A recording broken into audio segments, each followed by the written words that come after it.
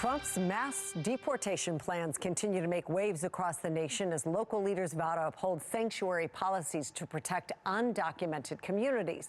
The Trump administration is threatening to cut off federal funding. Fox 25's Rebecca Pryor investigates just how much money could be on the line here in Maryland. She joins us live with the answer. Rebecca.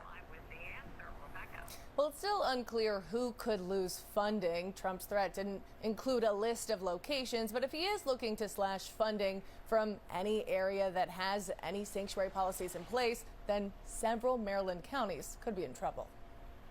Among Maryland's many jurisdictions limiting local police officers from working with immigration enforcement, Maryland's ICE Director Mathew Elliston says Howard County stands out. Their law enforcement officers are not allowed to speak to us at all. During Trump's first term, Howard County's council passing the Liberty Law, prohibiting any local cooperation with ICE agents, no matter the crime committed. It doesn't matter what the case is. There's no exemption for, pedophiles or rapists or murderers.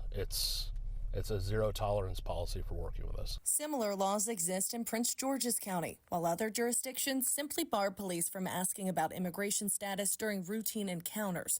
According to the Center for Immigration Studies, across Maryland, these 10 locations all have some form of sanctuary policy in place, which political analyst John Deedy says they're looking to cut government to the bone and beyond. Could put them on Trump's short list for a federal funding freeze. And the thing is, Maryland is ground zero geographically to Washington, D.C. And I think that the government is looking to make an example. Trump's new attorney general recently issuing a memo to end funding to all sanctuary jurisdictions that refuse to comply with ICE. Cities such as Portland and San Francisco fighting back with a lawsuit, arguing they're being unlawfully targeted and threatened. Meanwhile, back in Maryland, a lack of federal support would trigger a significant blow to local budgets.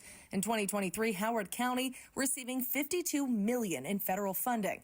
Prince George's County receiving $248 million. Montgomery County receiving $133 million, Baltimore County receiving $444 million, and Baltimore City receiving $372 million. I think the place I would worry most about is Baltimore City. Geographically, not only being close to D.C., but the mayor has also taken a very strong stand on these type of issues. In a recent press conference, Mayor Scott carefully towing the line on immigration, saying he won't direct officers to help mass deportations, but he also won't hinder those efforts. We'll look at every legal option that we have to protect our residents, period.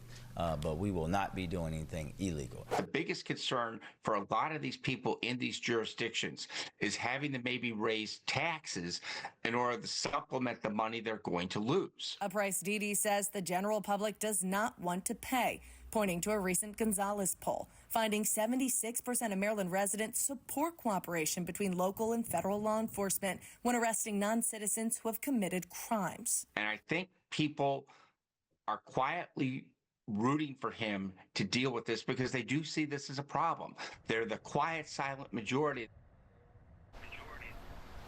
Meanwhile, a new bill currently making its way through the legislature would set a state policy requiring all local jurisdictions to turn over violent offenders to ICE, whether they are convicted or arrested of those crimes. That new state policy, if passed, would obviously trump any local policies currently in place. Reporting live, Rebecca Pryor, Fox 45 News.